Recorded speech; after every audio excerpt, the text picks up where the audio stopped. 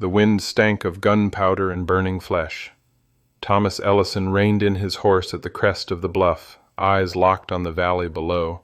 Smoke curled up in thick gray ribbons from what used to be a quiet settler camp. The cottonwoods still whispered, but the silence beneath them was wrong, too still, too clean, like something holy had been cut open and left to rot. He'd seen towns after Indian raids. He'd seen what drunk soldiers did when they got bored. But this wasn't the work of rage. This was cold, precise, like the men who came here had a list in their hands. Ash and soot choked the air as he rode in. Blackened beams jutted up from the earth like bones. A scorched wagon wheel turned lazily in the breeze. And everywhere the same thing, bodies laid out like warnings. A man slumped across his porch steps, rifle still in hand. A woman with a baby curled in her arms, both of them frozen in the last moment of trying to shield one another from the fire. Thomas dismounted, boots crunching over cinders and char. He moved like a ghost, checking for signs of life without daring to hope. Hope was a thing he'd buried 3 winters ago when his wife, Sarah, bled out on the cabin floor after a miscarriage. Since then, life had been reduced to chores, whiskey, and the company of silence. But then, he heard it. Not a bird, not the wind. A gasp. Quick, sharp, faint. He spun toward the collapsed barn. The roof had caved in on one side, logs burned and splintered into a spidery mess. Beneath the rubble, something shifted, a cough. Then fingers, trembling and bloodied, reaching out from under a fallen beam. Thomas rushed forward, heaving timber aside until he uncovered her. A woman, barely alive. Her dress torn to rags, skin streaked with soot and blood. Blonde hair matted to her skull, one eye swollen shut. Her lips moved, but no sound came out. "Don't try to talk," he said, crouching beside her. She flinched when he touched her arm. "I ain't here to hurt you," he added, softer now. "You're safe. You're gonna be all right." But he wasn't sure she would be. Her ribs were bruised, maybe broken. The side of her head bled slow and thick. What rattled him most was the look in her good eye, like she wasn't seeing him, like she wasn't seeing anything in this world anymore. Then her fingers curled around something near her chest. A locket. She held it like it was more important than her breath. He started to lift her, careful not to jostle her too much. She moaned but didn't resist. When her head fell against his chest, he felt her tears soaking into his shirt. The trail back to his cabin would take hours. She wouldn't survive without help, and part of him, hell, most of him, wanted to walk away, leave her to fate. She was trouble. All soft things were. But as he looked down at her face, bruised and bleeding and still beautiful in some raw, defiant way, something inside him stirred. Not pity, not obligation, something deeper. He didn't understand it yet, didn't want to. But he just invited a ghost into his life, and ghosts never came without a price. The ride back to the cabin was slow and brutal. Thomas had wrapped the woman, this stranger with a broken face and a death grip on her silver locket, in a blanket, and laid her across his horse's back, riding beside her, one hand steadying her body the whole way. She never spoke, never opened her eyes, but every now and then she'd flinch at the sound of the wind or the crack of a twig beneath hoof, like the world itself had become a threat. By the time they reached the cabin, the sun was dipping behind the pines, casting long orange fingers across the clearing. Thomas dismounted with a groan in his joints and carefully lifted her down, arms tightening as she gave a soft moan. It was the only sound she made the whole trip, but it haunted him worse than a scream. Inside, the cabin was plain and weather-worn but clean. A small hearth, a pine-wood table, a bed tucked into the corner. The walls smelled of cedar and pipe smoke. He laid her on the bed and stoked the fire. His hands were calloused and steady, but something in them trembled as he unwrapped the blanket and peeled away the scorched fabric of her dress. Purple bruises spread across her ribs like ink stains. A long gash above her hip oozed slow and angry. He fetched his wife's old sewing kit from the drawer, the one he hadn't touched since Sarah passed, and began stitching the wound closed, jaw clenched with every push of the needle. She didn't wake. He worked through the night, boiling water, washing her wounds, dressing her as best he could in one of Sarah's old nightgowns, which hung loose on her narrow frame. He thought of Sarah more that night than he had in months, not her death, but her eyes. The way she'd looked at him before the bleeding started, like she knew he couldn't save her. And now, here he was again, trying to save another woman from a fate he didn't understand. Dawn broke pale and quiet. She still hadn't moved. He poured water into a chipped tin cup and sat beside her, brushed a damp curl from her cheek. Her skin burned with fever, but her breaths came steady. "You got a name?"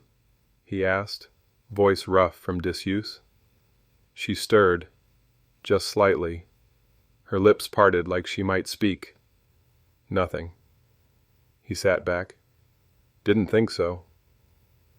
For the next 3 days she slept. Thomas kept her fed as best he could, broth, boiled potatoes mashed thin enough to slide between her cracked lips. When he wasn't tending her, he chopped wood and tried not to think. But the silence pressed in, until the 4th day. She sat up. Thomas froze mid-step by the hearth, spoon in hand. Her eyes were open, both of them. One still swollen, the other sharp and green as a pine bough. She looked at him like she'd been studying him for days. "What's this place?" she rasped. "My cabin," he said. She looked down at her hands, at the cotton nightgown, then back to him. "You a doctor?" "No." Her gaze lingered. "Then why'd you bring me here?" Thomas didn't answer right away. He wasn't sure he could. He just shrugged and said, "Didn't seem right to leave you." The look she gave him then was unreadable, like she didn't know if that made him kind or a fool, and maybe neither did he. The scream ripped through the cabin just after midnight. Thomas shot upright from his cot near the hearth, hand already reaching for the rifle propped by the door. But it wasn't raiders or bears or the return of whoever burned that camp. It was her. Grace thrashed under the blankets, mouth open in a silent cry. Her legs kicked at the quilt, her fingers curled like claws into the mattress. Sweat poured down her brow. "No," she moaned, voice cracking. "No, please, don't." Thomas crossed the room in 2 steps, kneeling beside her. He didn't touch her, just hovered, unsure if contact would pull her out or drive her deeper in. "Grace," he said softly, "you're safe. It's just a dream." But she wasn't hearing him. She was somewhere else, somewhere far and dark. The words tumbling from her lips weren't English, French maybe, or German.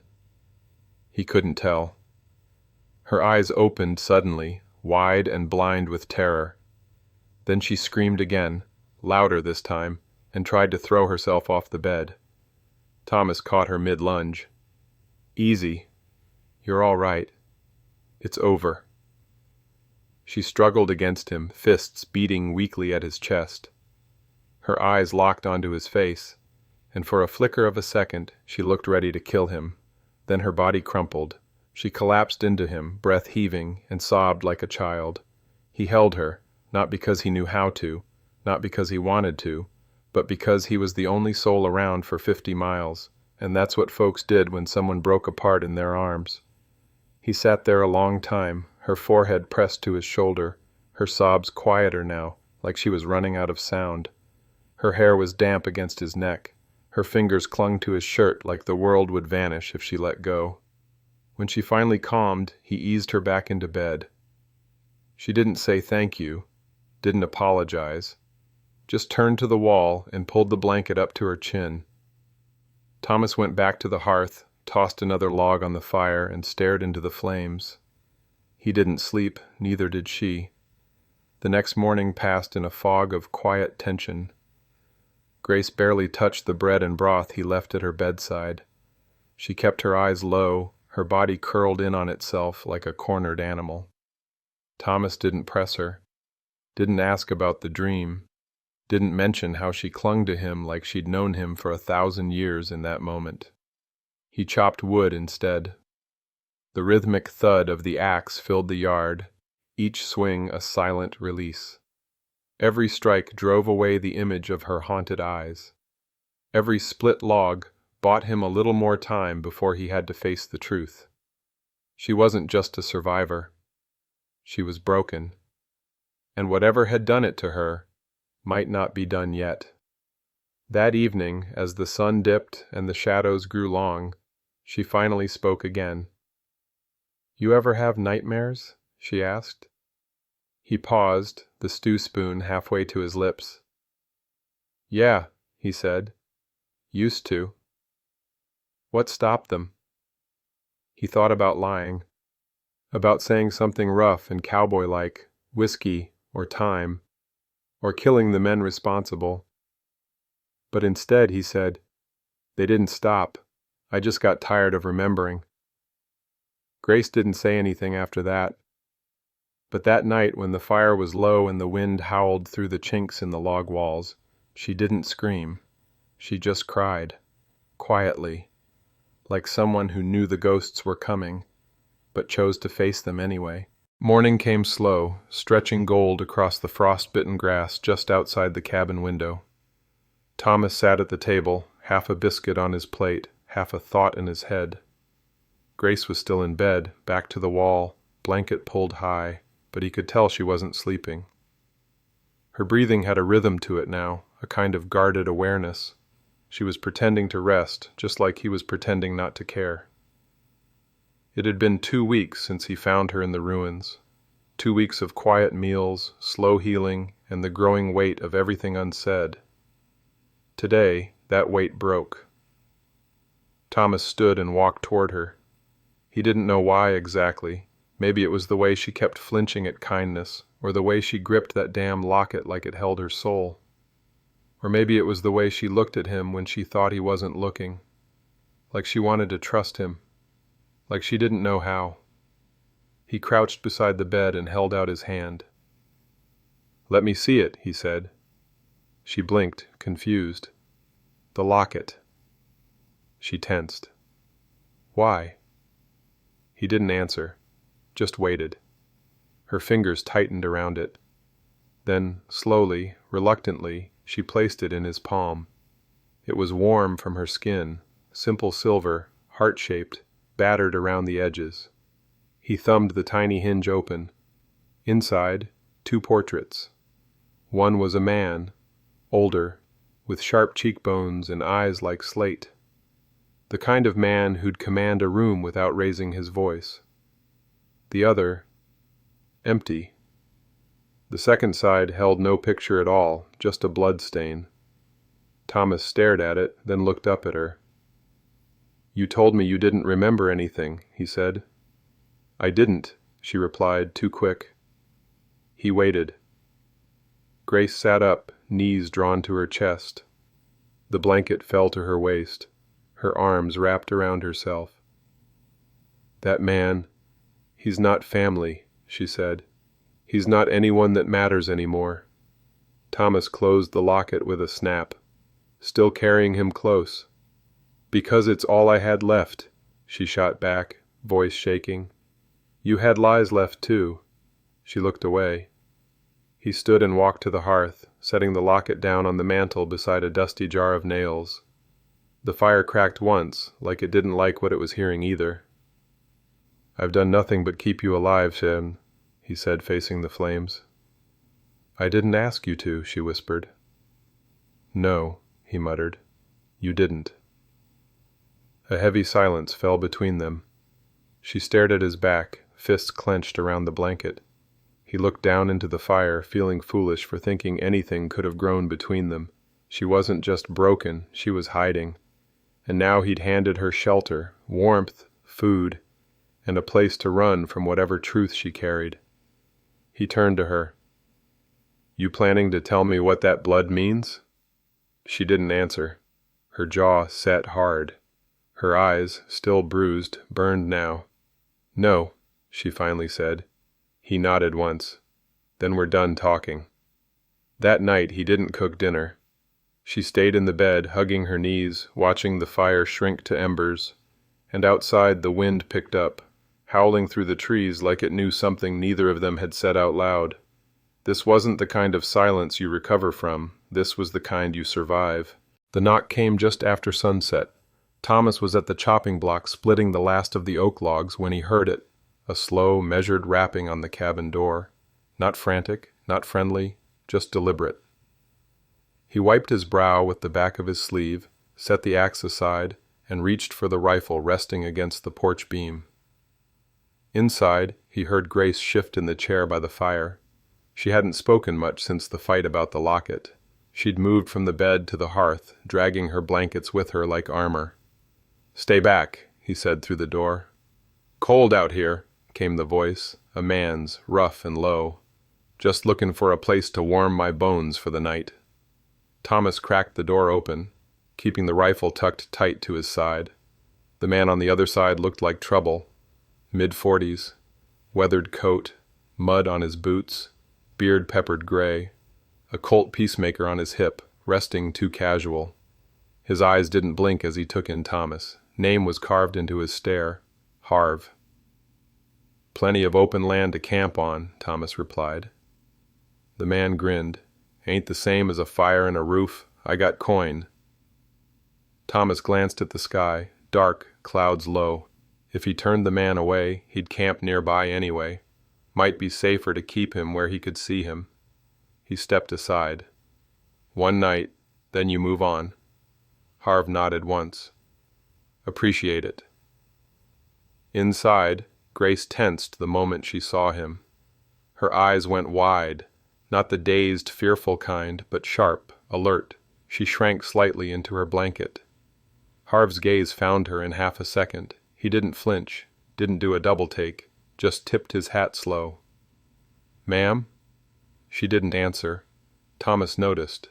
The man settled near the fire, pulling off his gloves, rubbing his hands.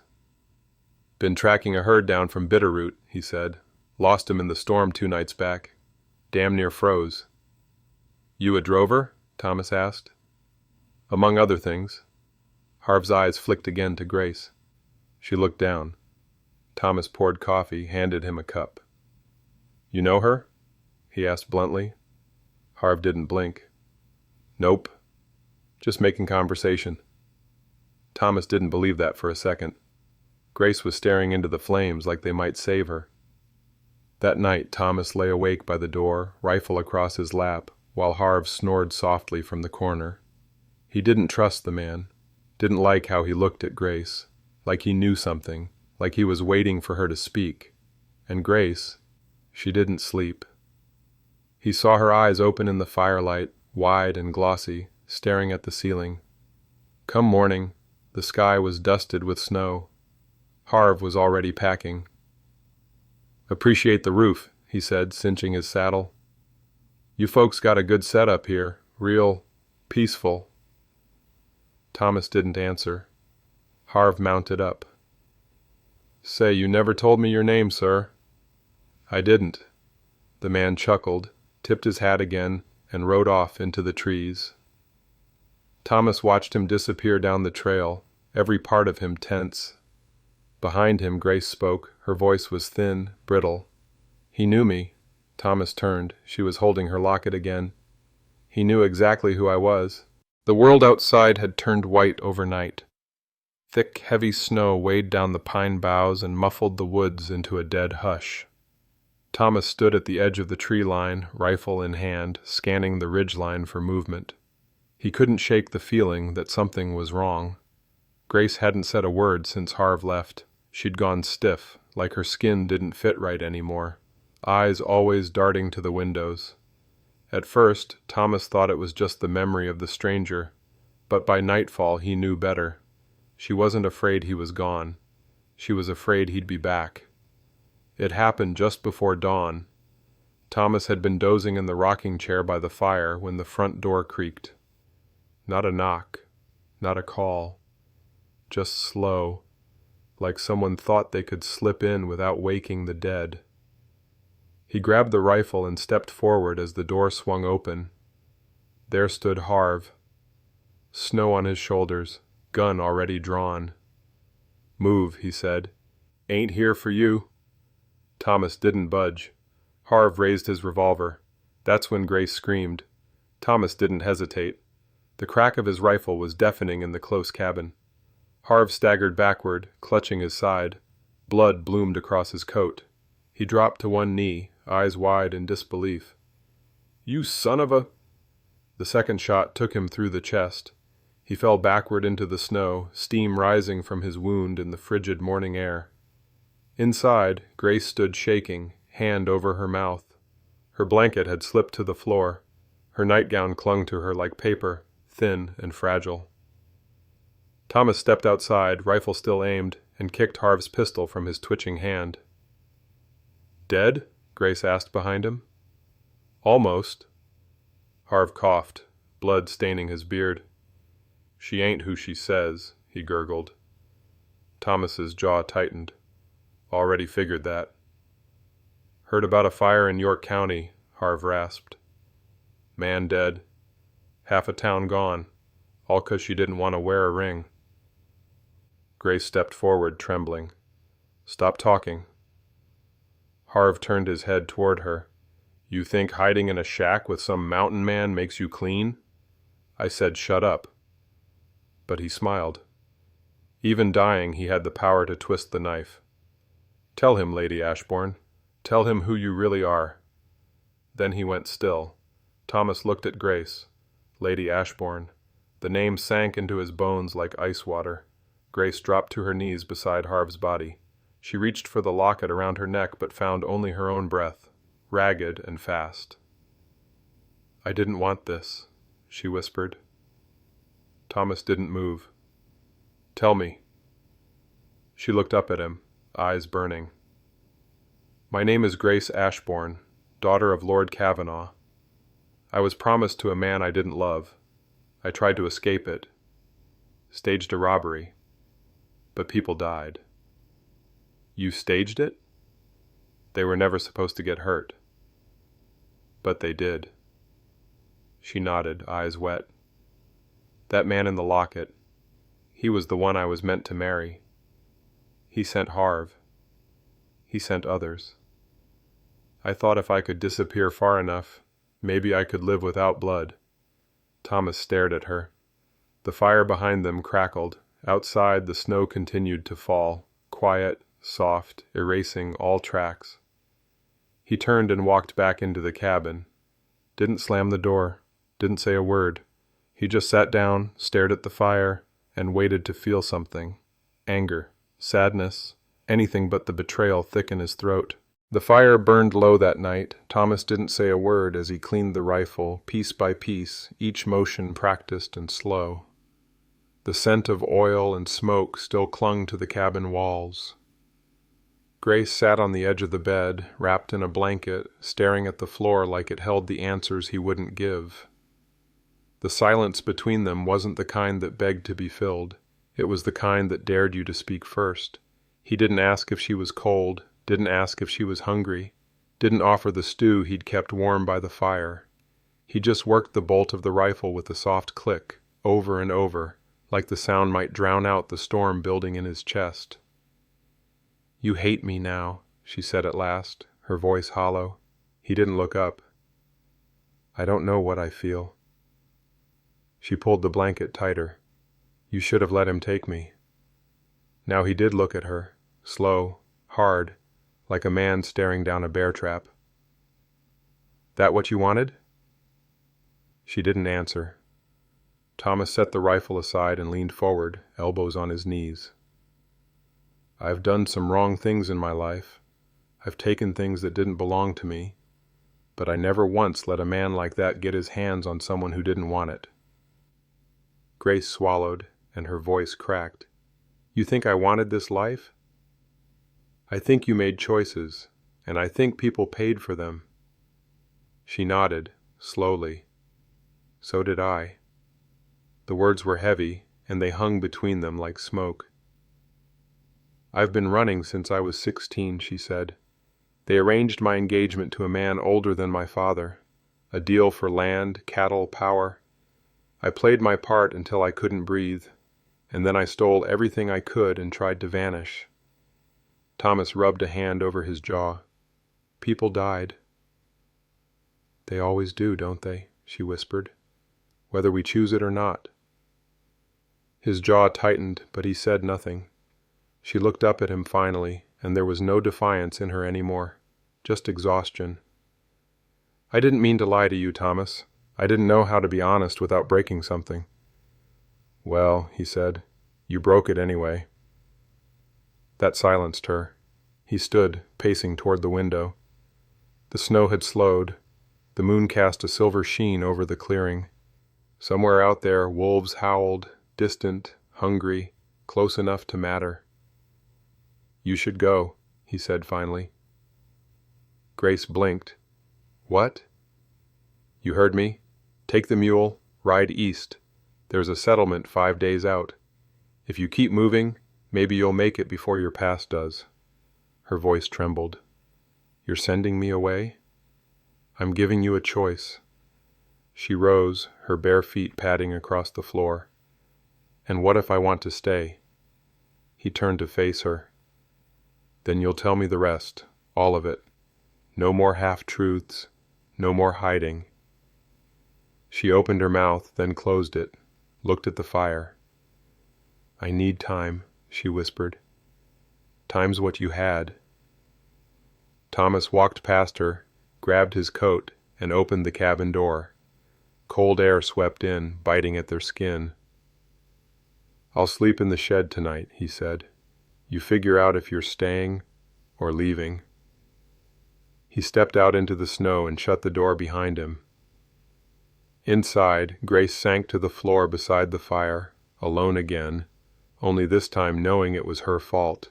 The shed was barely insulated. Wind slid through the gaps in the wood like knives. Thomas sat on a crate, arms folded across his chest, breath misting in the dark.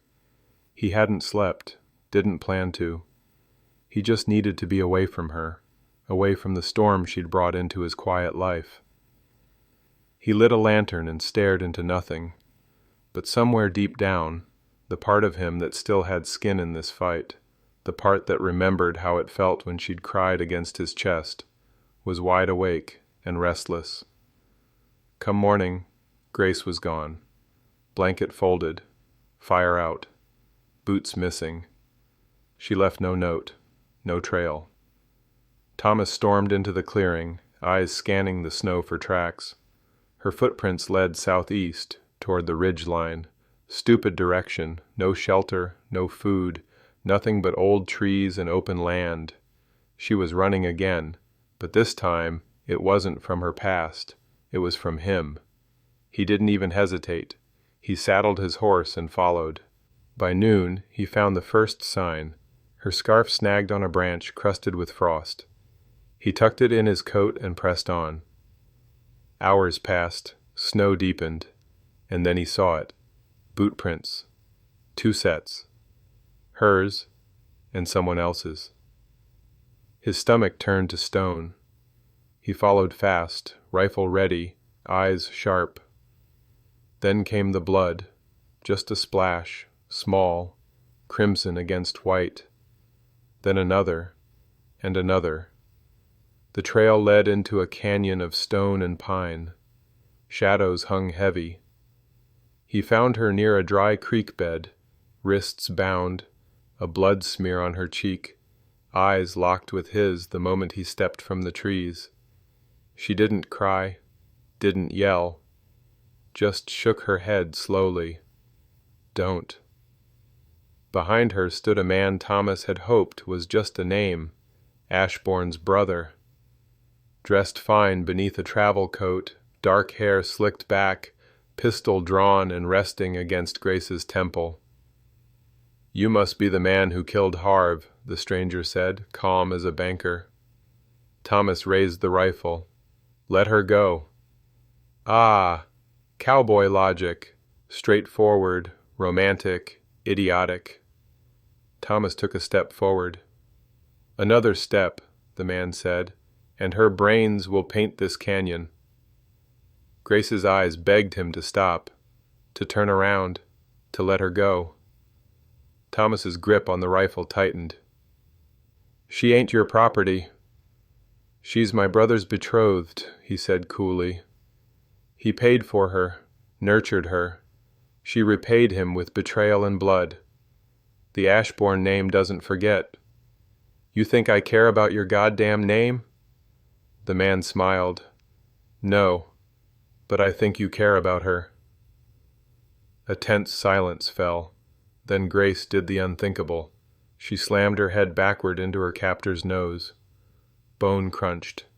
He screamed and stumbled. Thomas fired. The shot echoed off the canyon walls. The man dropped, blood blooming from his side. Grace collapsed to the ground, coughing and trying to crawl away. Thomas was on him in seconds, boot pinning the man's arm as he reached for his gun. Another blow with the butt of the rifle knocked him out cold. It was over. He dropped to his knees beside her, pulling her close. "You came," she whispered. "You ran. I didn't want to hurt you anymore." "Well, you did," he said, voice cracking.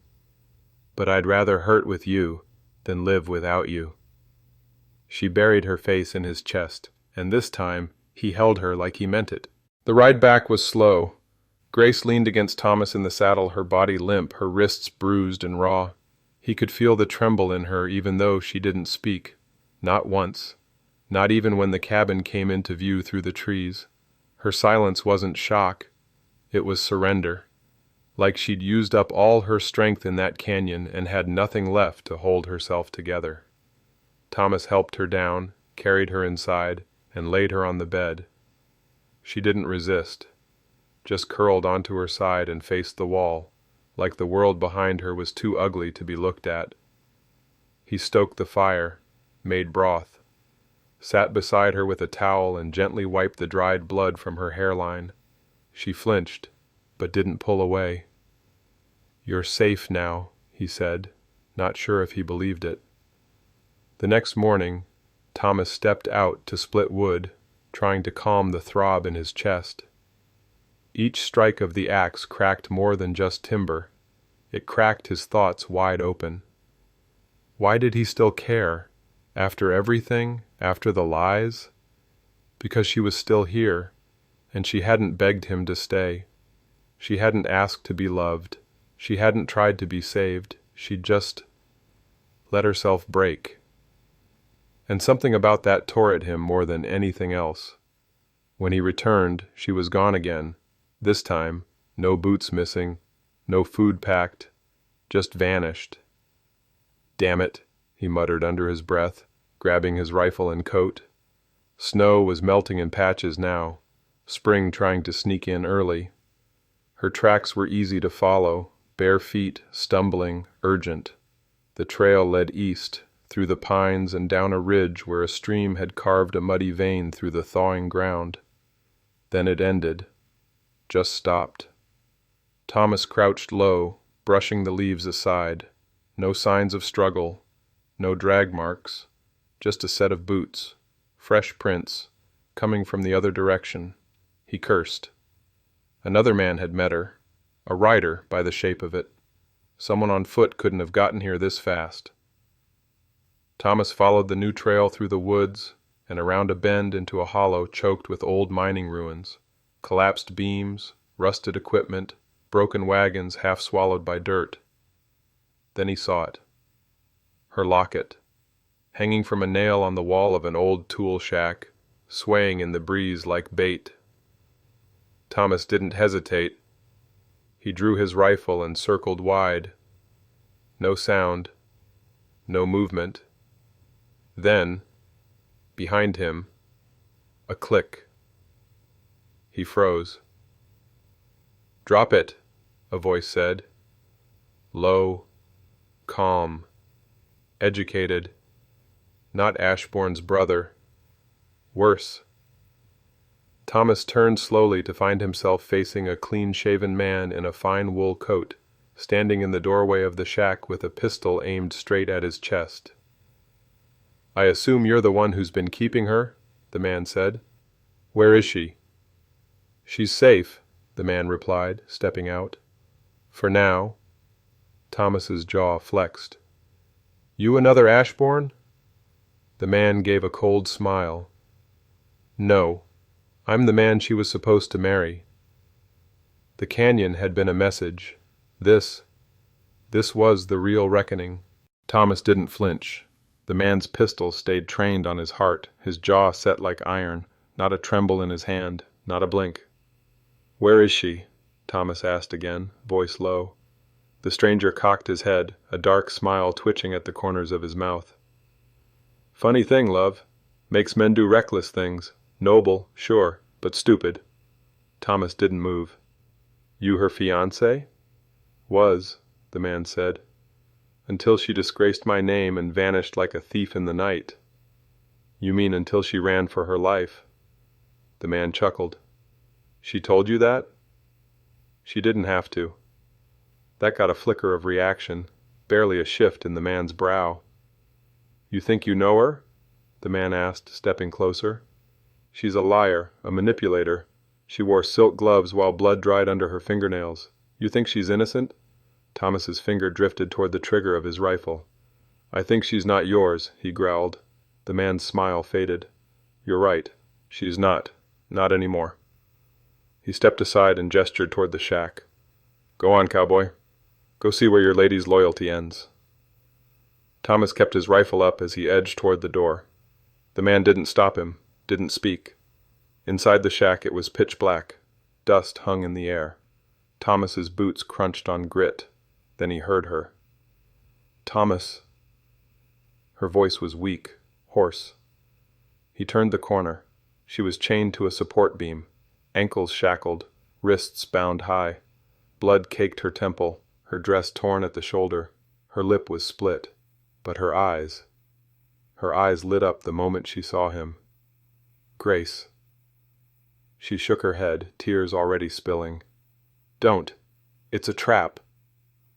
Thomas spun just as the fiancé stepped into the doorway behind him, gun raised. The shot exploded. Thomas dropped, but not from pain. It wasn't his blood. The man stumbled, clutching his side, a second shot ringing out behind him. Grace stood, her wrist still chained, one of Thomas's pistols in her hands, shaking, crying, but steady enough. "I told you," she sobbed. "You don't own me." Thomas rushed to her, ducking past the fallen man groaning on the floor. He took the pistol from her trembling hand, shoved it in his coat, and pried the chain from the beam with a crowbar leaning against the wall. "You okay?" he breathed. She nodded, eyes locked on the man gasping in the dirt. "I should have killed him," she whispered. Thomas looked her over, wiping the blood from her cheek. "You didn't have to." "Not this time." He helped her out of the shack. The snow had melted more, and mud clung to their boots. Behind them, the man was still alive, but barely. Thomas considered finishing him. He didn't. Instead, he looked at Grace. "He comes back again. I will." She leaned into him, breath catching. They walked back toward the horses, the sound of dripping snow and cracking ice the only thing between them. But the silence wasn't hollow anymore. It was healing. The cabin smelled like iron and pine. Grace sat by the fire wrapped in a wool blanket, her wrists bandaged, hair still damp from the snowmelt. She hadn't said much since they returned, neither had Thomas, but not all silences were born of pain. Some were sacred. This one felt like that. He sat across from her, nursing a cracked rib and a busted knuckle. The firelight flickered between them, casting long shadows that danced across the log walls like memories neither of them had the strength to name. Grace finally broke the quiet. "You knew I'd run again, didn't you?" Thomas didn't look up.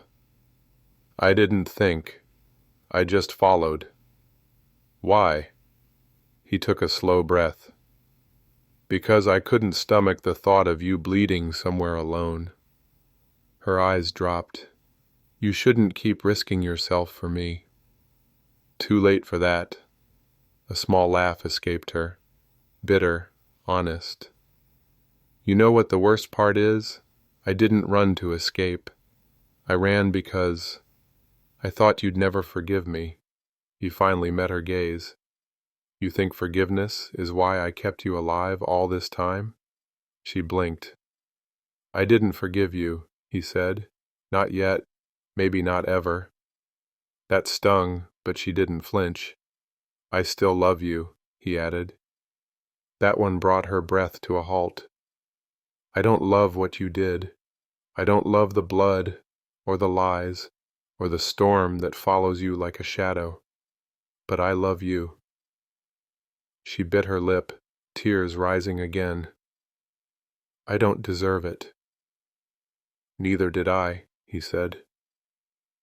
"When Sarah died, I shut the world out.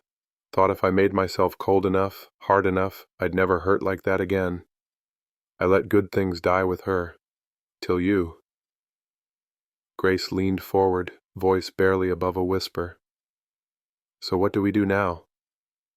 Thomas poured them each a glass of the last of the rye whiskey, handed her one.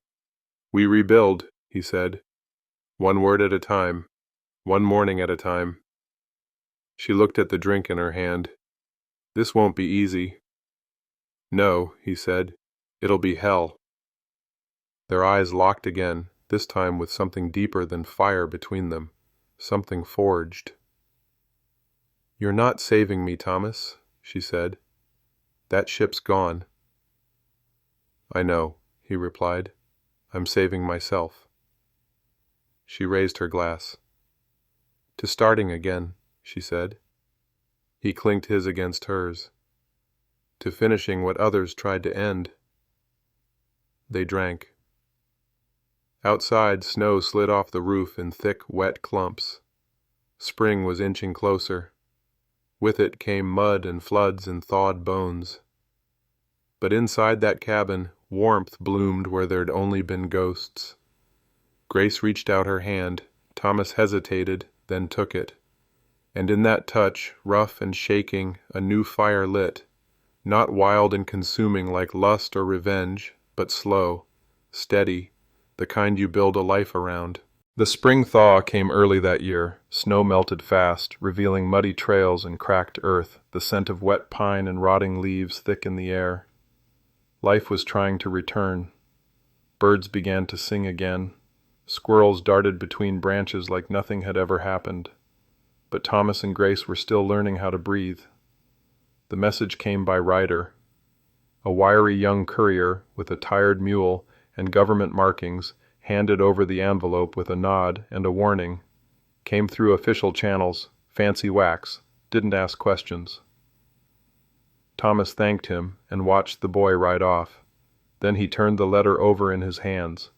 It was sealed with the emblem of a crown and an eagle. British. He brought it inside, and Grace sat rigid as he handed it to her. Her hands trembled as she broke the seal. She read it once, then twice. Finally she set it down in her lap. "I'm free," she whispered. Thomas sat across from her. "What do you mean?" "My father died. His estate burned after a political riot. Everything he owned is gone. The man I was supposed to marry, he was part of it. Caught lying to Parliament. The Ashbourne name's finished." She stared at the flames, voice hollow. "They're not coming for me anymore." Thomas leaned forward. "So that's it?" Grace nodded. "There's no fortune, no name, just me." He looked at her a long time. "And who is that exactly?" She smiled, tired and soft. "Still figuring that out." He sat back. Good. So am I. The next morning, Grace stood at the edge of the clearing, the sunrise cutting gold through the trees. Her hair blew gently in the breeze. She wore a plain dress now, one she'd mended herself. No more silk, no more lace. Just a woman. Real. She felt Thomas step up beside her. "Woke up before me?" he asked. "Didn't sleep." He gave a soft chuckle. "Me neither." They stood in silence, shoulder to shoulder, staring at the horizon like it owed them something. "I've been thinking," she said. "Dangerous." She smiled. "You ever thought about starting over? All the time? With someone who's made mistakes?" He turned to her. "That's the only kind worth starting with." She looked down at her hands, fingers twisting nervously. "I'm not asking for a second chance, Thomas. I'm asking for a first real one. No lies, no masks." He reached for her hand. "Only if we both take it." She met his eyes. "You still trust me?" "No," he said, "but I'm willing to." She laughed, broken, breathless, and leaned into his chest. He held her close, pressing a kiss to her forehead. Later that day, Thomas walked to the old tree stump near the cabin, dug out a small box he'd buried after Sarah died. Inside was a ring, worn, simple, gold faded by time. He brought it to Grace that evening, held it out, palm open. "I don't want to fix you," he said. "I want to walk beside you while you fix yourself. And if you'll have me, I'll do the same." Tears welled in her eyes, not from sorrow, but relief. "I don't need a title," she said. "Just your name." He took her hand, slipped the ring on, and in the fading light, beneath the ashes of all they'd lost, something new was born.